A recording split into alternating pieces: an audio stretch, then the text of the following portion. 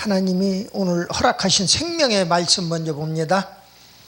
구약성경 민수기 16장 31절로 33절 말씀입니다. 민수기 16장 31절로 33절 말씀입니다. 제가 봉독해 올릴 때에 살아서 역사하시는 주님의 음성을 들을 수 있기 바랍니다. 아멘.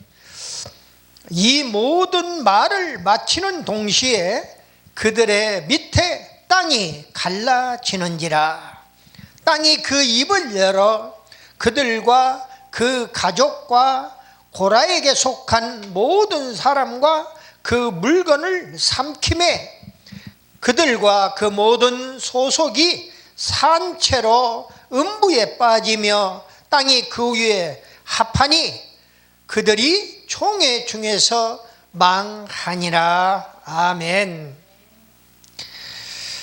잠시 기도하고 함께 은혜의 말씀 나눕니다. 기도합니다. 살아서 역사하시는 우리 아버지 하나님, 축복의 하나님, 저주의 하나님, 저희들을 지금까지 인도해 주심을 진실로 감사하고 감사합니다. 하나님의 자녀로 천국 백성으로 인쳐 주셨사오니 끝까지 붙들어 주시고 인도해 주시옵소서. 오늘 무서운 말씀을 주시는 줄로 믿습니다. 고라 일당 같은 반역을 저지르지 않도록 주께서 인도해 주시옵소서. 이 한 시간 하늘문을 여시고 사랑하는 백성들 마음은 활짝 열고 말씀을 아멘으로 화답하며 하나님의 자녀로서의 삶을 살아가기에 부족함이 없도록 도와주시옵소서. 믿사옵고 우리 구주 예수 그리스도의 이름으로 감사드리며 기도드리옵나이다. 아멘. 아멘. 우리 오른손 들고 인사 한번 해요. 할렐루야. 할렐루야. 반갑습니다. 먼저 고라 일당의 반역을 교훈 삼아서 하나님의 무서운 심판을 면하는 우리 모두 다 되시기를 예수님의 이름으로 축복합니다. 아멘입니다. 고라는 레위 지파 사람입니다. 이게 레위 지파면은 우리 같은 제사장 지파예요. 아론이 제사장됨에 불만을 품었어요. 최초의 아론이 바로 대제사장으로 임명이 됩니다.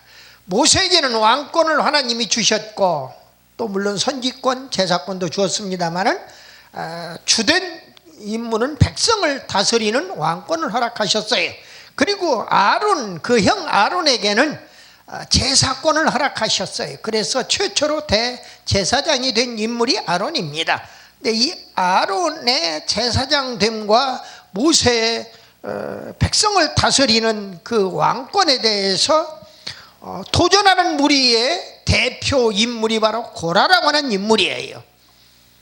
자기 혼자 할 수가 없기 때문에 루벤 지파의 다단, 또 아비람, 무슨 온 이런 사람들과 힘을 합해가지고 결탁을 해서 반역을 한 인물이 바로 고라다 그 말입니다. 고라 일당이라고 우리가 흔히 얘기하는데 고라와 당을 지은 루벤 지파의 다단이나 아비람, 온 이런 사람들은 모세의 왕권과 아론의 제사권에 반역함으로써 도전을 했다 하는 이야기입니다.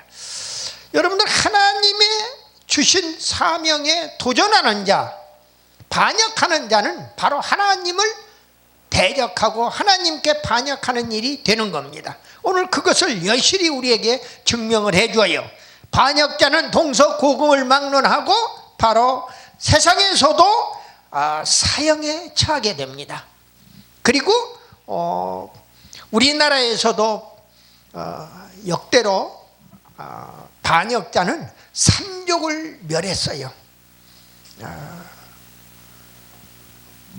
이 삼족이라고 하면은 내 피를 받은 혈족을 포함해서 외가에 그리고 처가에 이런 족속들까지도 다 멸했다 그 얘기입니다. 그래서 씨를 완전히 말려버리는 거예요. 이것이 역사적인 교훈이에요. 그러니까 어떤 경우에도 반역을 해서는 안 된다. 특별히 특별히 인간 세상에서 반역도 그런데 하나님의 나라에서, 하나님의 세계에서, 영적인 세계에서 반역을 저지르면은 오늘 바로 본문에 총회에서 망했다고 하는 그런 말씀을 주고 있습니다. 33절에 그들과 그 모든 조속이 산채로 음부에 빠지며 땅이 그 위에 합하니 그들이 총회 중에서 망하니라. 이스라엘 백성들은 총회에서 망해버리면 모든 것이 끝이 나버립니다. 우리 오늘날 이스라엘, 영적인 이스라엘이라고 하는 우리 믿는 사람들도 마찬가지예요.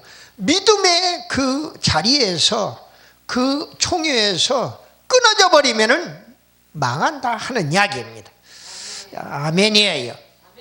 총회 중에서 망하니라 이렇게 말씀을 주고 있어요. 고라의 반역 내용은 고라 일당이 모세의 정치적인 권위와 아론의 종교적 권위에 도전하여 반역한 내용이라고 말씀을 드렸습니다. 그러면은 심판이 따라오게 돼요. 하나님은 그냥 놔두지 않습니다. 당신에게 도전하고 당신의 사자들에게 도전하는 무리들을 그냥 두지 않는다 하는 겁니다. 잠깐은 감옥에 집어넣을 수도 있고, 어떤 형벌을 가할 수도 있고, 어떤 위해를 가하고 방해를 공작을 하고 펼 수 있을지 모릅니다. 그러나 종국적으로는, 결과적으로는 하나님이 그들을 멸해서 망하게 만든다 하는 이야기입니다. 그것이 바로 하나님의 심판이에요. 특별히 땅이 입을 열어서 그들이 서 있는데, 가족들도 서 있고 그들의 식솔들이 서 있고 그들의 가축들이 있고, 그리고 그들이 있는 모든 물건들, 그들과 소속되어 있는 모든 물건들까지도 함께 땅이 그 토대가 되는, 땅이 입을 열어서, 오늘 성경 말씀은 땅이 입을 열어서 삼켜버렸다고 말씀을 주고 있어요. 무서운 심판입니다. 오늘날 흔히 얘기하는 지진의 심판이에요. 그래서 오늘 말씀이 고라 일당을 삼킨 기적이에요. 이 기적 시리즈 37탄에 해당이 됩니다. 먼저 고라 일당의 반역과 모세가 어떤 대책을 수립했는가, 하나님의 그 사역자의 입장에서도 대책을 세우지 않을 수 없습니다. 교회를 반역하면은 그 반역자에 대해서 대책을 세울 수밖에 없다는 이야기예요.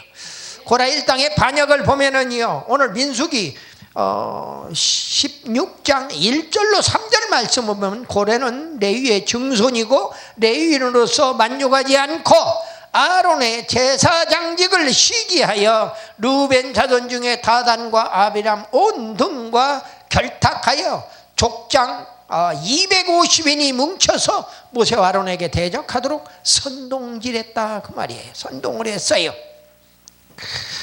민수기 16장 그 바로 한 장 앞으로 넘기면 나옵니다. 제가 한번 봉독해 올릴게요. 레위의 증손 고핫의 손자 이스할의 아들 고라와 루벤 자손 엘리압의 아들 나단과 아비람과 엘리에스 아들 온이 당을 짓고 이스라엘 자손 총회의 택함을 받은 자 곧 회중에 유명한 어떤 족장 250인과 함께 일어나서 모세를 거스리니라. 그들이 모여서 모세와 아론을 거스려 그들에게 이르되 너희가 분수에 지나도다. 회중이 다 각각 거룩하고 여호와께서도 그들 중에 계시거늘 너희가 어찌하여 여호와의 총회 위에 스스로 높이느냐. 이렇게 선동을 하고 나섰던 것입니다. 하나님이 세우신 권위, 왕권과 제사권에 대한 도전이에요. 그때 하나님은 모세를 통해서 어떻게 처신하도록 하는가, 4절 말씀부터 11절까지의 처사를 이야기하고 있어요. 모세는 하나님께 기도를 합니다. 하루 종일 하루 동안 회개할 여유를 주면서 회개를 촉구했으나 고라 일당은 더욱더 악질적으로 반역하기에 이릅니다. 특별히 민수기 16장 7절 말씀을 보니까 내가 내일 여호와 앞으로 향로의 불을 담고 그 위에 향을 둬라. 그때 여호와의 택하신 자는 거룩하게 되리라. 다시 말씀을 드리면 너희가 택한 하나님의 택한 사람이면은 하나님이 거룩하게 할 것이다 하는 이야기예요. 그래서 향로에 불을 담아서 가져오라는 겁니다. 다시 말씀을 드리면 향로는 기도의 향로예요. 이 성막에 가서 보면은 성막 안에 성소에 들어가면은 우측에 떡상과 좌측에 등대가 있습니다. 그리고 지성소 바로 앞에 분향단이 있어요. 거기에 그 향로가 있어요. 그런데 그 향로에 불을 담아 가지고 오라는 겁니다. 기도의 향을 피워서 가지고 오라는 얘기예요. 그때 여호와의 택하신 자는 거룩하게 되리라고 하는 말씀을 주고 있어요. 오늘 모세는 하나님의 계시에 의한 것이었고 고라 일당의 오만함을 비난하는 그러한 대책을 세워서 공표하게 이르렀던 것을 보게 됩니다. 하나님을 대적하는 자들은 망하리라는 것을 알고 있기 때문에 스스로 피묻히지 않아도 하나님께서 하나님의 방법으로 처단하신다 하는 것을 우리에게 교훈을 주고 있어요. 두 번째로 고라 일당의 지속적인 반역과 멸망을 우리가 볼 수가 있습니다. 민수기 16장 12절로부터 35절 말씀까지의 말씀이 바로 그런 말씀입니다. 오늘 본문을 포함하는 말씀들이지요. 다단과 아비람의 반역을 볼 수가 있습니다. 민수기 16장 13절 상반절에 보니까 내가 우리를 젖과 꿀이 흐르는 땅에서 이끌어내어 광야에서 죽이려 하니 어찌 작은 일이기에, 이런 말씀을 주고 있어요. 고라 일당은 모세의 출애굽 인도는 잘못이라고 비방합니다. 여러분들 우리가 상식적으로 알고 있기로 성경을 모르는 사람들까지도, 기독교를 안 믿는 사람들까지도 가나안 땅은 젖과 꿀이 흐르는 천국을 상징하는 걸로 다 알고 있어요. 그런데 오늘 고라 일당, 특별히 레위지파의 고라 일당들은 뭐라고 이야기를 하느냐. 오늘 13절 상반절에 보니까 내가 우리를 젖과 꿀이 흐르는 땅에서 이끌어내요. 젖과 꿀이 흐르는 땅에서 이끌어내요.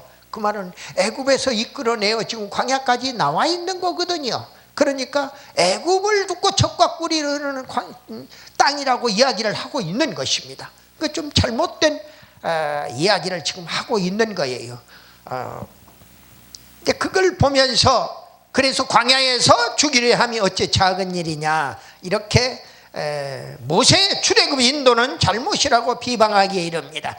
그리고 13절 하반절에 보니까 오히려 스스로 우리 위에 왕이 되려 하느냐, 이렇게 말씀을 주고 있어요. 스스로 왕이 되려 하느냐, 모세가 왕이 되려고 그렇게 한다고 모함을 하기에 이르는 겁니다. 14절 상반절에 보니까 이뿐 아니라 내가 우리를 젖과 꿀이 흐르는 땅으로 인도하여 들이지도 아니하고 또 밭도 포도원도 우리에게 기업으로 주지 아니하니. 여러분들 우리가 흔히 어떤 대화를 하는데도 혼자 내 입으로 모순된 말을 해요. 조금 전에는 13절에서는 뭐라고 그랬어요? 젖과 꿀이 흐르는 땅에서 우리를 이끌어냈다고 고라가 얘기했단 말이에요. 그런데 이제는 또 다시 14절에 와서는 이뿐 아니라 내가 우리를 젖과 꿀이 흐르는 땅으로 인도하여 들이지도 아니하고, 여기는 이제 가나안 땅을 두고 하는 이야기예요. 그러니까 참 안타까운 거예요. 이게 정말 가나안 땅으로 데리고 가겠다고 그래 놓고 젖과 꿀이 흐르는 애굽에서 그들은 잘 먹고 잘 살고 고기 먹고 힘껏 일하고, 그리고 너무 노동에 시달리고 또 그들에게 핍박을 받는데 시달려 가지고 하나님께 울부짖어 기도했던 것은 새까맣게 다 잊어버리고 있는 것입니다. 그러면서 가나안 땅을 젖과 꿀이 흐르는 땅이라고 뒤에 가서는 이야기하고 앞에서는 애굽이 젖과 꿀이 흐르는 땅이라고 지금 이야기를 하고 있는 것입니다. 광야를 놓고 지금 이렇게 이야기를 하고 있는 거예요. 우리가 광야까지 나왔을 때의 애굽, 거기가 젖과 꿀이 흐르는 땅이라고 지금 이스라엘 백성들이 부르짖고 있는 거예요. 누가? 바로 당을 지었던 250인의 제사장들과 그리고 고라 일당들이 그렇게 하고 있다 그 말입니다. 그래서 모세는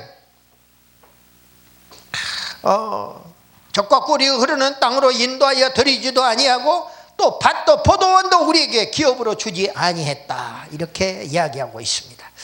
고라 일당 백성의 출애굽 실패 무능을 비방하기에 이른 것입니다. 그리고 14절 하반절에 보니까 내가 이 사람들의 눈을 빼려느냐, 육신의 눈을 빼는 게 아니라 참 영적인 눈을 빼려느냐 하는 이야기예요. 우리는 올라가지 아니하겠노라.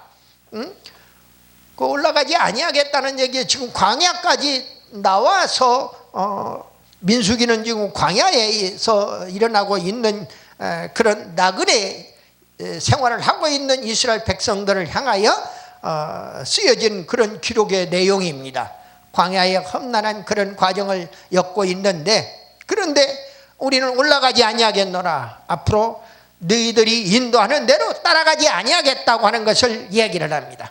맹종하지 않겠다고 비방을 하고 있는 거예요. 너희들이 지금 우리를 백성들을 맹종시키려고 하고 있다고 고라 일당은 지금 트집을 잡고 있는 거예요. 하나님이 결정하시는 것입니다. 20절로 30절 말씀을 보니까 그렇습니다. 하나님은 모세와 아론의 만류 기도에도 불구하고 하나님은 고라 일당을 멸망시키기로 결정하셨어요. 여러분들 참 놀라운 것은요, 민수기 14장에 가서 보면은 민수기 12장입니다. 민수기 12장에서 보면은요, 그 백성들이 모세 혼자서 있을 때에 그 형과 그리고 그 누이 바로 미리암이 모세를 비방하는 그런 내용이 나옵니다. 그런데 하나님께서 그 즉석에서 그 모세의 누이 미리암을 문둥병으로 치는 것을 보아요. 오늘날 한생병으로 치는 것을 보게 됩니다.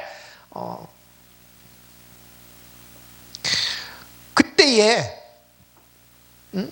민수기 12장 10절 말씀에 보니 구름이 장막 위에서 떠나갔고 미리암은 문둥병이 들려 눈과 같더라. 눈과 같이 이어졌어요. 아론이 미리암을 본즉 문둥병이 걸렸느니라. 그래서 이제 아론이 다시 자기 동생 제사장 민족의 영도자였던 지도자였던 모세에게 와서 이야기하는 거예요. 너희가 이렇게 문둥병이 걸렸다. 그때 13절에 보니까 12절에서 그 고백을 하지요. 아론이 11절부터 아론이 이에 모세에게 이르되 슬프다 내 주여, 우리가 우매한 일을 하여 죄를 얻었으니 청컨대 그 허물을 우리에게 돌리지 마소서. 지금 하나님의 심판을 받는 것이 두려워서 지금 아론이 와서 이야기하는 장면이에요. 그로 살이 반이나 썩고 죽어서 모태에서 나온 자같이 되게 마옵소서. 모세가 여호와께 부르짖어 기도합니다. 하나님이여 원컨대 그를 고쳐 주옵소서. 고쳐달라고 기도해요. 여러분들 아무리 하나님의 사자에게 잘못해도 하나님의 사자의 입장에서는 절대로 함께 대적하는 것이 아니라 그들을 위하여 그들을 고쳐달라고 기도할 수밖에 없네요. 회복시켜달라고 기도할 수밖에 없다는 말씀을 드리는 거예요. 네, 그랬던 그 모세였고 아론이었어요. 자기 형제까지도 그런 형제 누이에게까지도 이렇게 비방을 하고 모세를 민수기 그 12장 1절에서 보니까요, 모세가 구스 여자를 취하였더니 그 구스 여자를 취하였으므로 미리암과 아론이 모세를 비방했다. 이제 이러고 성경이 시작이 됩니다. 모세를 놓고 형제간인데 아론과 미리암이 모세를 비방하는 모습을 봐요. 형제까지 단계까지도 비방하는 모습인데 모함의 단계까지는 안 갔고 아직 반역의 단계까지는 안 갔어요. 그런데 하나님은 지진을 일으켜서 오늘 고라 일당을 삼켜버리는 그런 심판을 내리시기로 결정을 하셨다 그 말입니다.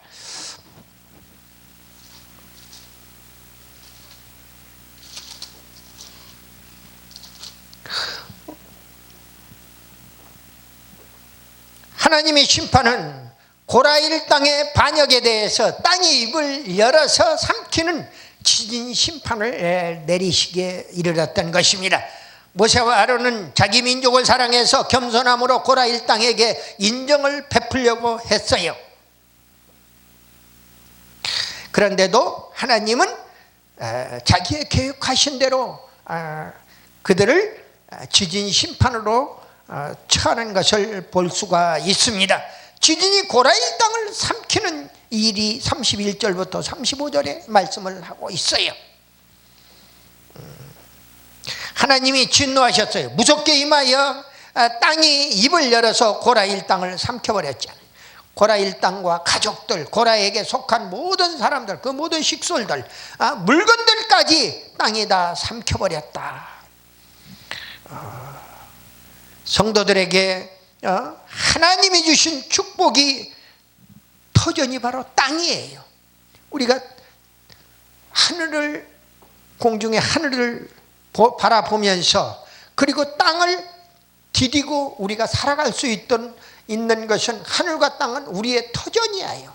기본 터전이란 말이에요. 그런데 하나님이 땅을 디디고 서서 살 수 없도록 이 땅이 여기에서 모든 곡물을 다 만들어내는 하나님의 정말 축복의 제조기, 그것이 바로 땅이란 말입니다. 그 땅에서 땅을 하나님을 배신하고 하나님을 반역한 무리들에게는 저주의 심판 땅으로 변해버렸다 그 말이에요.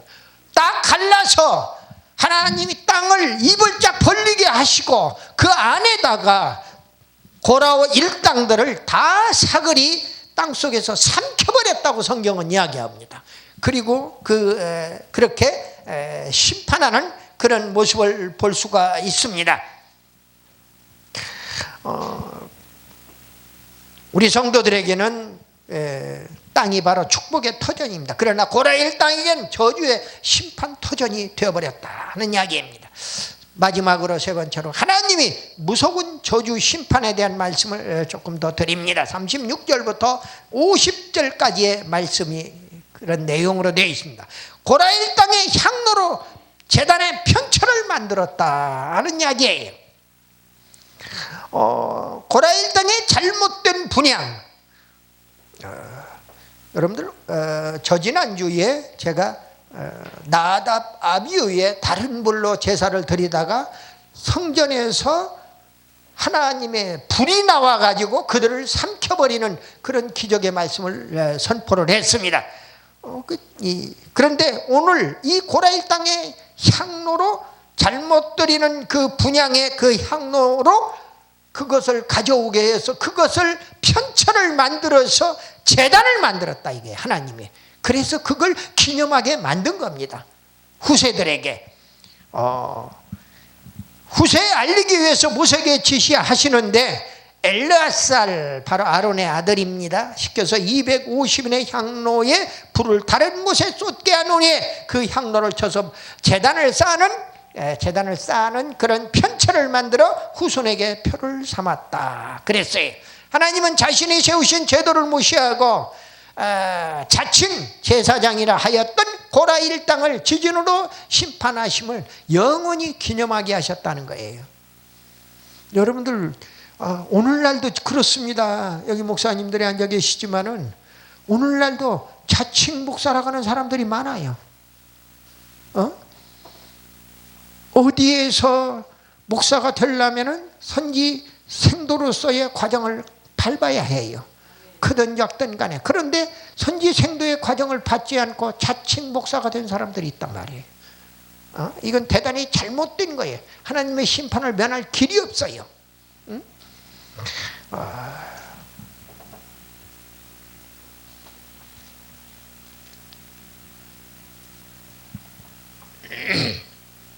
그래서 그걸 다른 불로 기도의 향을 피우는 그러한 향로를 쳐가지고 제단을 쌓는 편처를 만들어서 후손에게 표를 삼았다 하는 말씀입니다.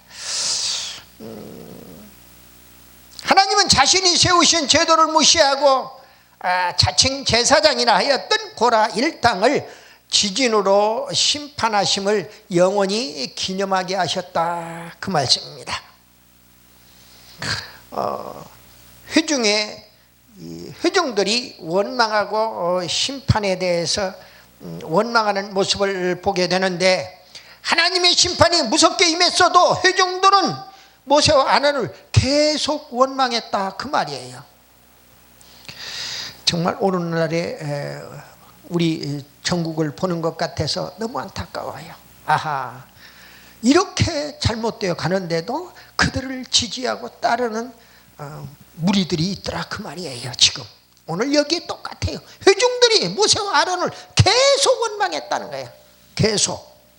이는 회개를 모르는 이스라엘의 불신앙 때문에 그렇다. 여러분들, 가장 중요한 것은 기독교의 최고의 덕목이라고 할까요? 저는 서슴없이 얘기합니다. 왜?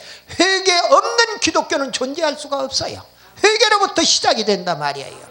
사랑을 펼치려면 내가 과거에 잘못된 길로 들어섰던 것을 회개하고, 그리고 주님이 원하는 길로 돌아가는 거예요. 내가 좌측으로 가다가 낭떠러지로 떨어져 지옥의 나락에 떨어져 죽을 뻔했던 그 길을 버리고 우측으로 하나님이 계시는 하나님의 뜻대로 말씀을 받아서 가는 그 길로 가는 것이 바로 진정한 회개라고 말이에요. 그래서 회개는 유턴이라고 그러지 않습니까? 잘못된 가는 길에서 예수 안 믿고 잘못된 길로 가다가 예수 믿고 구원받아 하나님의 자녀가 되고 천국 백성이 되는 길로 유턴해서 돌아오는 거예요. 천국 가는 길이 바로 회개로부터 시작되기 때문에 가장 중요한 덕목이에요. 근데 이스라엘 백성들은 그것을 못했다 그 말이에요. 하나님은 무엇 때문에 1500만밖에 안 되는 이스라엘을 당시나 지금이나 이렇게 하나님의 자녀로 삼으시고 천국 백성으로 인쳐주시고 이렇게 인도해 가느냐? 우리 모든 인간들이 이스라엘 백성과 똑같다는 거예요. 다 딴 길로 제 길로 자기들 원하는 길로 갈 수밖에 없는데 그 길을 버리고 회개하고 돌아오도록 유도하고 있다는 말씀을 드리는 것입니다. 하나님은 모세에게 회중으로부터 격리케 하시고 그 불신앙을 심판하시기 위해서 회중으로부터 격리케 하시고 14만 7천 명이나 죽는 연병을 내리셨어요. 무서운 이야기입니다. 제 얘기가 아니라 민수기 16장 49절 말씀을 좀 봅니다. 시간이 없어서 다 읽어보지는 못하고 49절 말씀 한 말씀만 볼게요. 고라의 일로 고라가 지금 반역을 했잖아요. 고라 일당들이. 고라의 일로 죽은 자 외에 연병에 죽은 자가 14,700명이었더라. 기가 막히는 이야기입니다. 하나님은 우리의 잘못된 모습을 보면서 무엇 때문에 연병을 내리시는가를 우리에게 교훈으로 주는 그런 성경의 구절이에요.